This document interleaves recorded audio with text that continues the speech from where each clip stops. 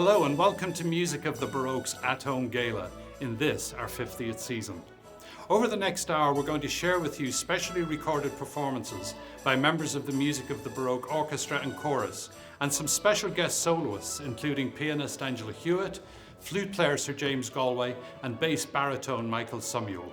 Whether you're joining us as an MOB subscriber, a music lover in Chicago, or a friend from further afield, welcome. Despite the pandemic, we are determined for the music to live on until we can get back on the stage and start performing for you again. So let's get straight to the music. Here's the aria Let the Bright Seraphim from Handel's Oratorio Samson, sung by MOB soprano Caitlin Lee, with our co-principal trumpet Barbara Butler and harpsichordist Stephen Altop, performing at Chicago's beautiful Botanic Garden.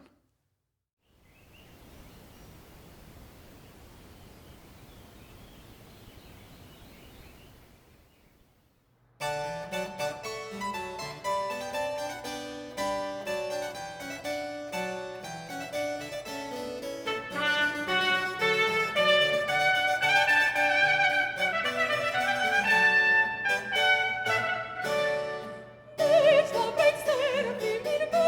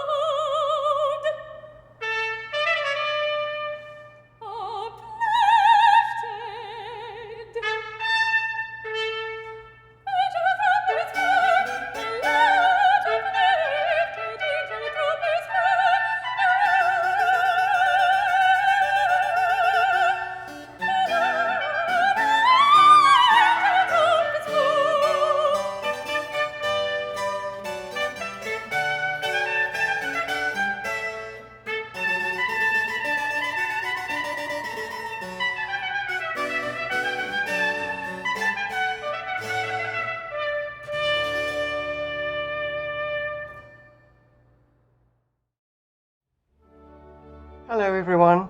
I'm so sorry we can't be together in person today for our MOB annual gala, but welcome anyway to this virtual version. I'm absolutely delighted to be joining you for it, all the way from my home here in London, several thousand miles away, as I do want to thank you all so much for the fabulous support that you bring to our organisation. We do so appreciate your generosity, and perhaps now even more as we wait to get back to the concert platform with such determination. Like this on screen, I've been speaking to a lot of our musicians in the last couple of weeks, and we are all desperate to get back together and make music again for all of you and indeed for us. As you know, this should be our 50th anniversary season, and we've got a great series of concerts lined up for you, as you know.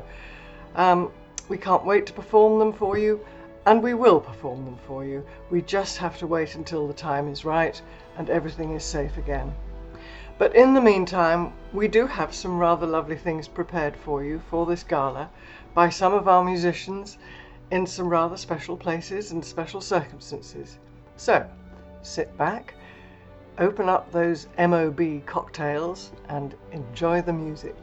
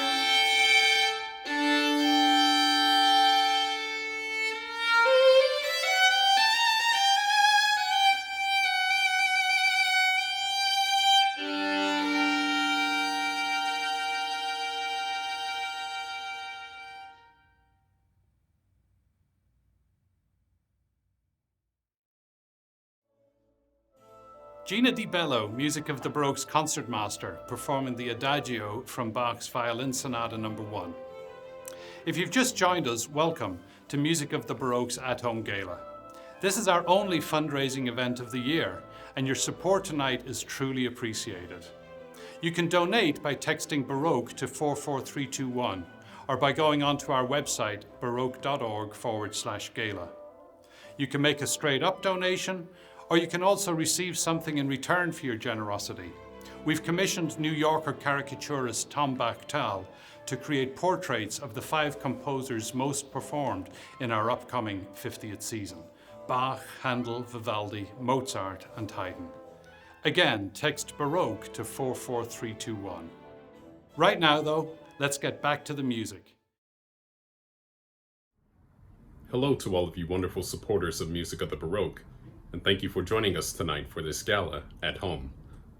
I thoroughly enjoyed my week of music making in 2018 with Music of the Baroque, under the leadership of Jane Glover when I appeared in St. John's Passion. While I can't be in person with you tonight, I'm delighted to sing this beautiful Handel aria, and want to thank you for your continued support as we prepare to return to the stages. I truly believe in the power of music to break down barriers and open hearts and minds. And if the current state of our world is any indication, we need music now more than ever. However, if we all do our part and remain diligent and considerate of others, hopefully we'll be able to return to live performances sooner than later. Thank you again for your support, and I hope to see you again from the stage.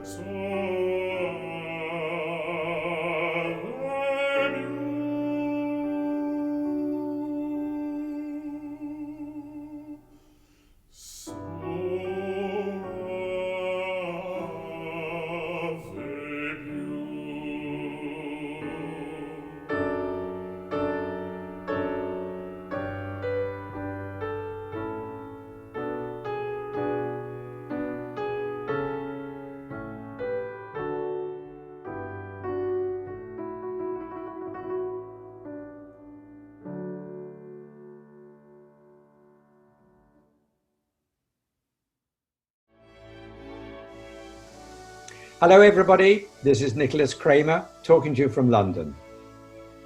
We are all so grateful that you continue to be so generous to Music of the Baroque.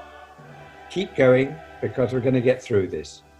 I'm so looking forward to being in Chicago again, to do anyway the Brandenburgs in the spring, and maybe some other stuff too.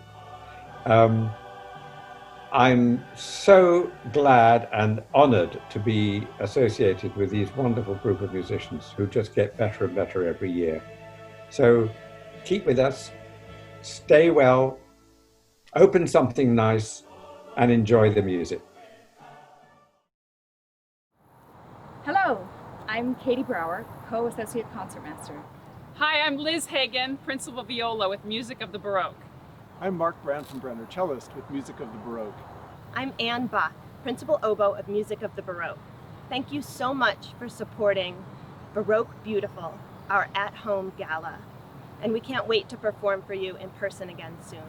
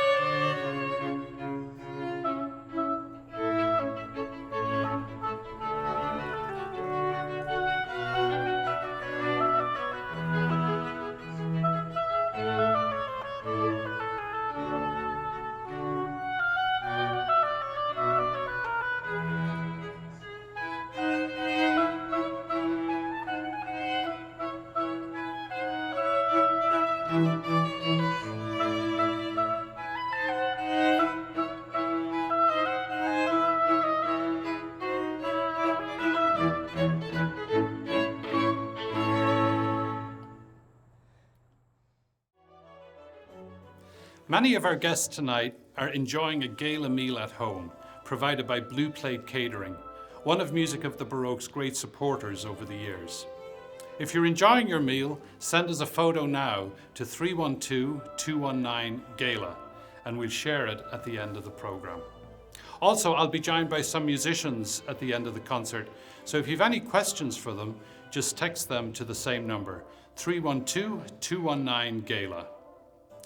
The proceeds from tonight's gala will go towards helping our Strong Voices choral education program in the 6 Chicago public high schools we partner with each year.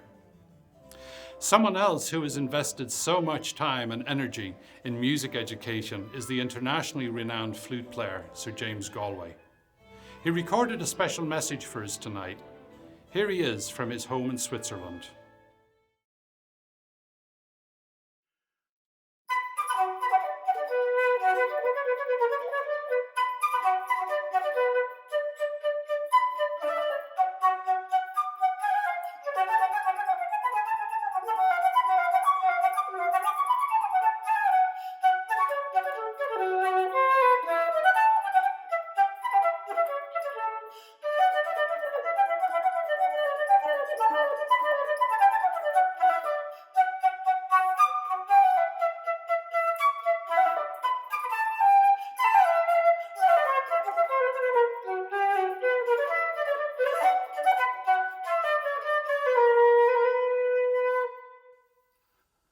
Well, that was a little bit of Bach. I was supposed to be in Chicago playing this with the ensemble, but the virus, the virus got in the way.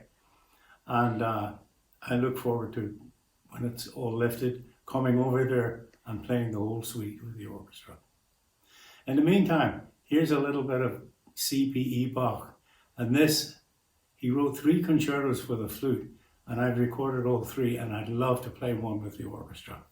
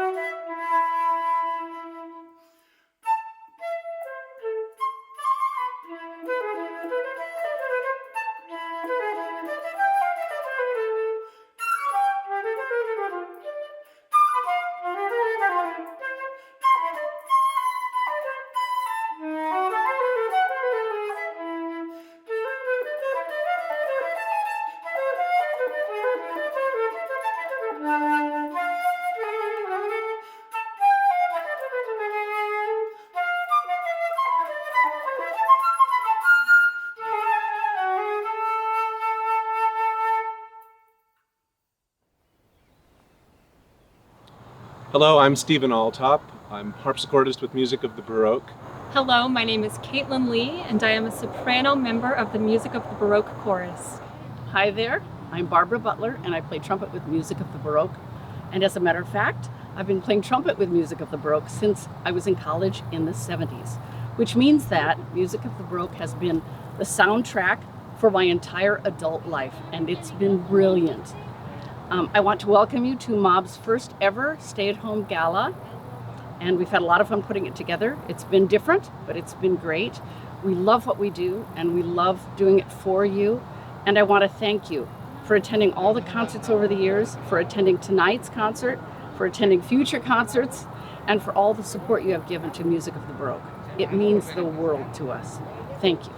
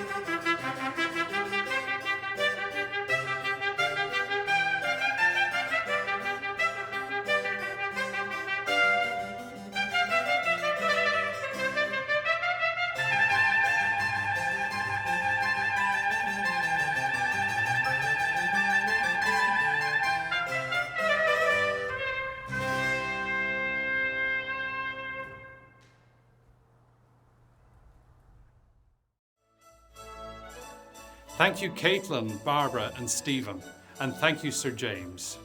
Thank you to all of you for being so generous tonight so far in our concert, and indeed before tonight with your donations before the event. Please keep your donations coming. Every dollar you donate tonight will be matched. And your generosity will help us get back on stage to celebrate our 50th anniversary in style. That's right, 50 seasons ago, Music of the Baroque began performing at the Church of St. Paul the Redeemer on South Dorchester Avenue here in Chicago, under its founding director, Tom Wickman, who led the ensemble for some 30 years. Singing and the human voice are core to Music of the Baroque sound.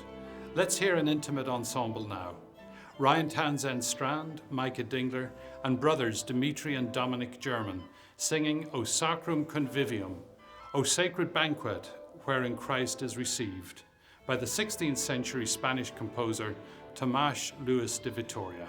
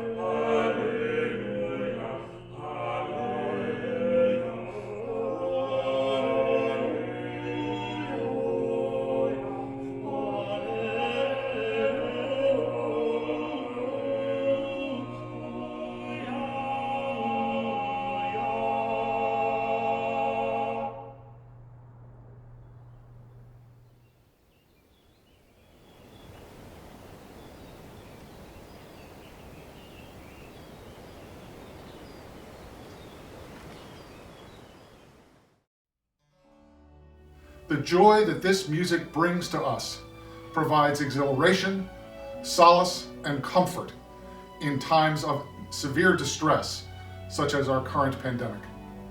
It is made possible, not in small measure, but rather large measure, by all of the support and enthusiastic gifts you are giving to Music of the Baroque to allow us to continue this wonderful repertoire. Music has been an important part of my life since a small child. I know if you are here with us, it's a part of yours.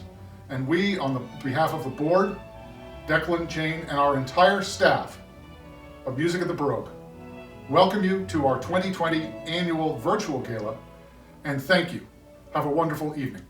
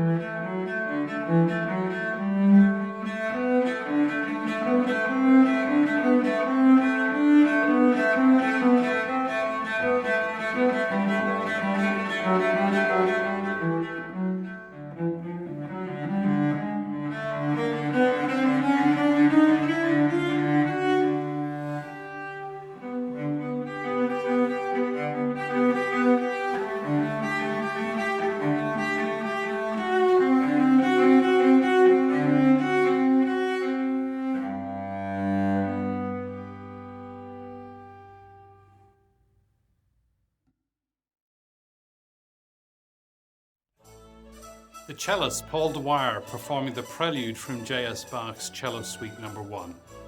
We're nearing the end of our concert. In a moment I'll be joined by some of our musicians. But first, let me remind you once again that if you'd like to make a donation or purchase a Tom Bachtal composer portrait, please text the word Baroque to 44321. Your support is greatly appreciated.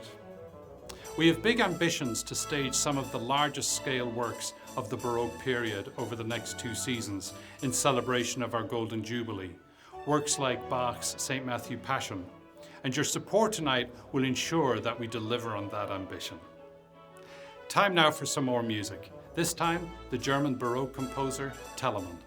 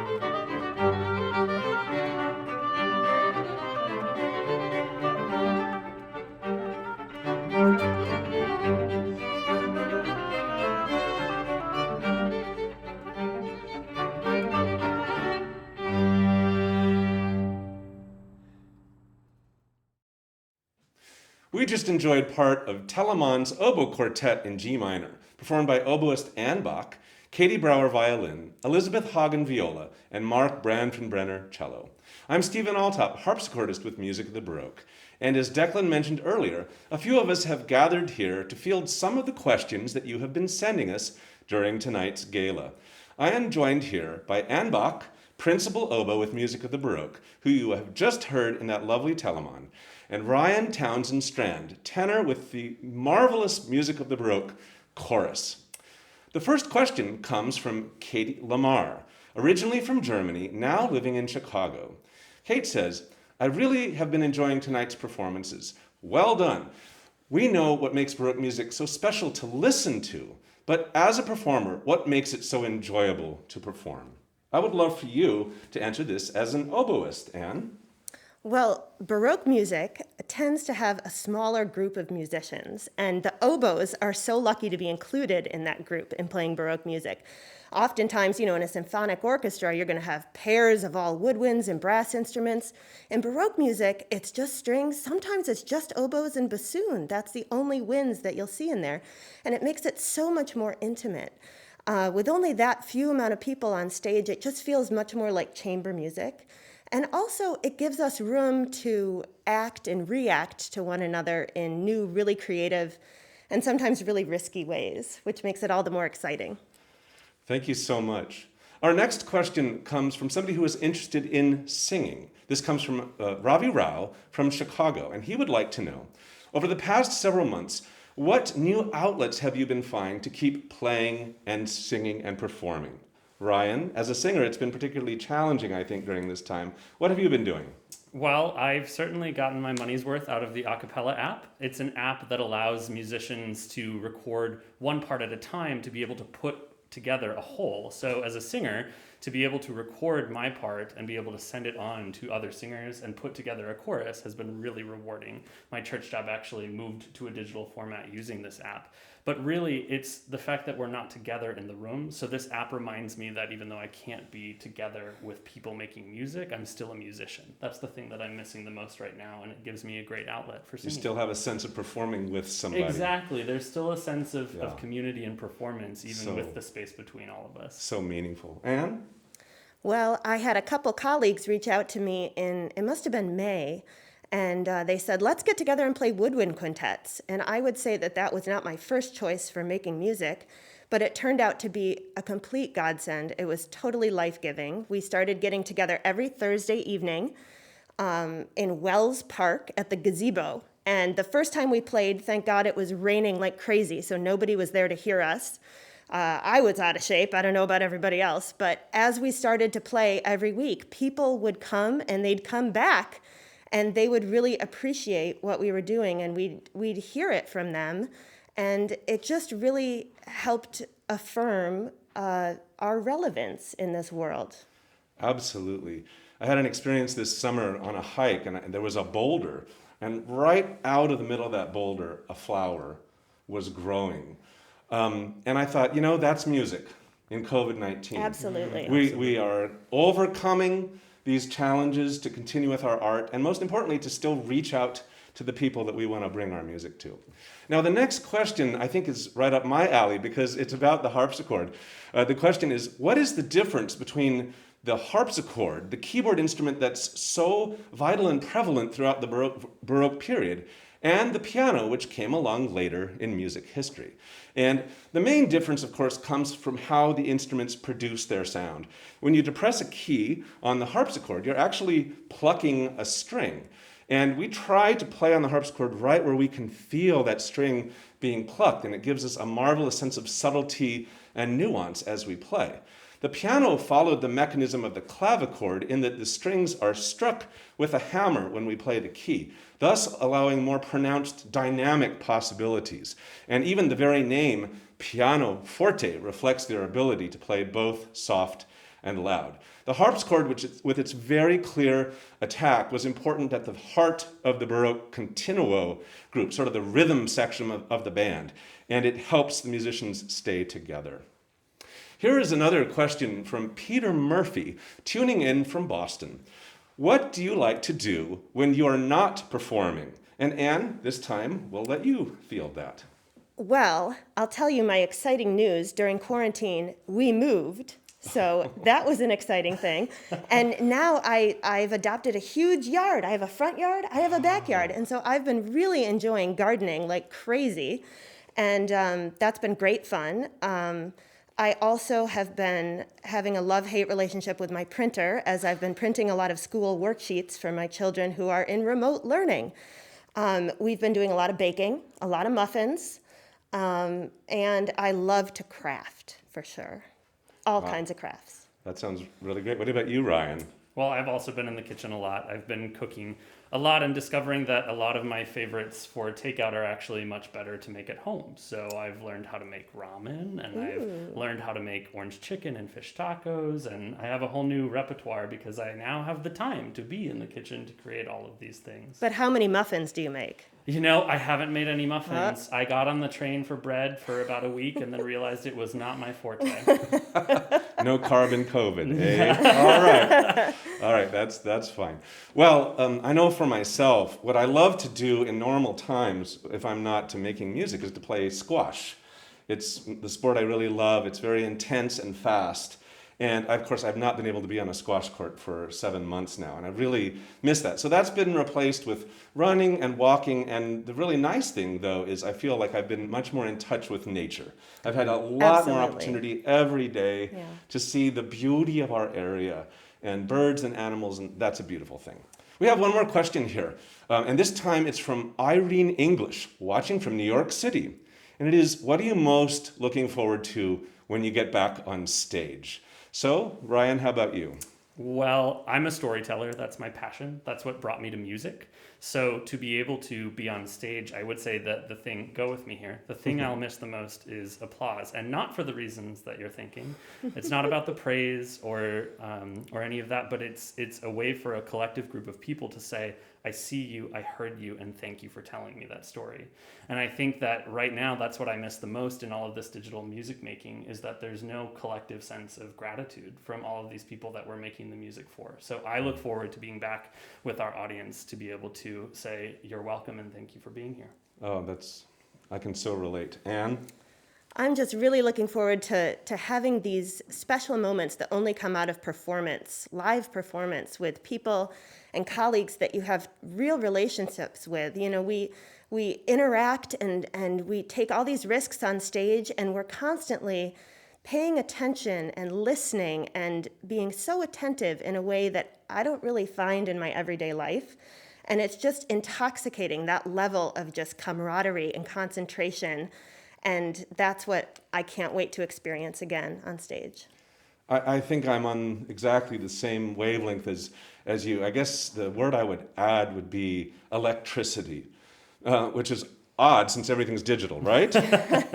But what I mean by that is that there's an essential part of the performance equation, which is we're on stage. Oftentimes, as a conductor, I'm facing the other way, or as a player, I get to face out at the audience, which is lovely. But I think sometimes listeners don't realize what they bring to that equation, which is an amount of electricity. Absolutely. For us. We sense that what we're doing is being received and appreciated. Of course, it translates into the applause, but it's ongoing throughout a performance. You pass the energy around the room. It's essential, and we sense when people are really engaged and listening, and I think probably for the three of us, we can't wait to feel that again. Can't wait. Can't wait. Looking forward to it. Well, thanks so much again for these great questions. And before I pass it back to Declan, you all have been sending photos to us tonight, so let's see what you have been up to.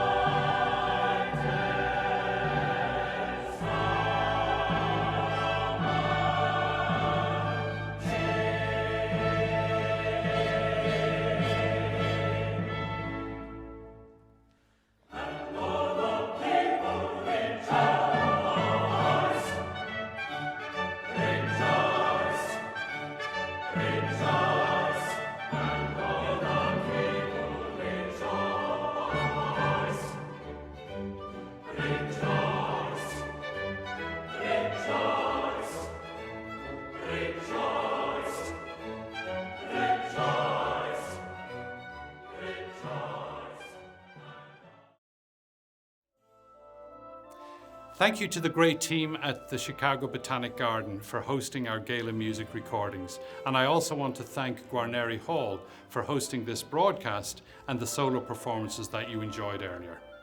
And of course, a huge thank you to all the musicians who participated in this, our very first at-home gala.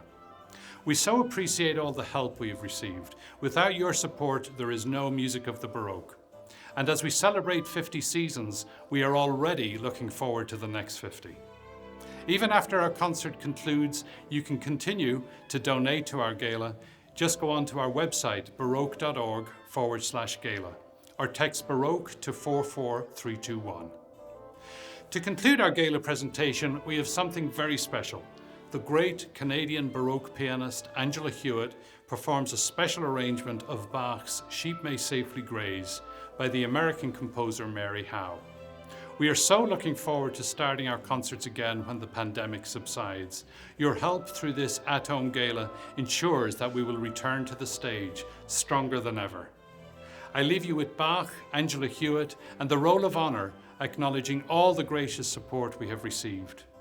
On behalf of our music director, Jane Glover, our principal guest conductor, Nicholas Kraemer, our musicians, our board and staff, sincere thanks for your generosity and support. Hello, I'm pianist Angela Hewitt, and I'm very happy to be here with you this evening for this online gala in support of Music of the Baroque in Chicago.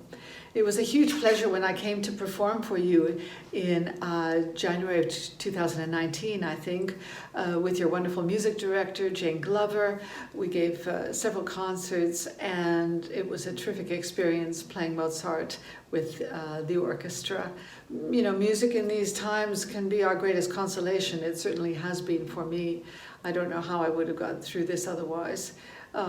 Just to be able to sit down and play the piano, and this, by the way, is my brand new Fazioli that I've got here in Italy, so the last 2 weeks playing on that has been a huge joy.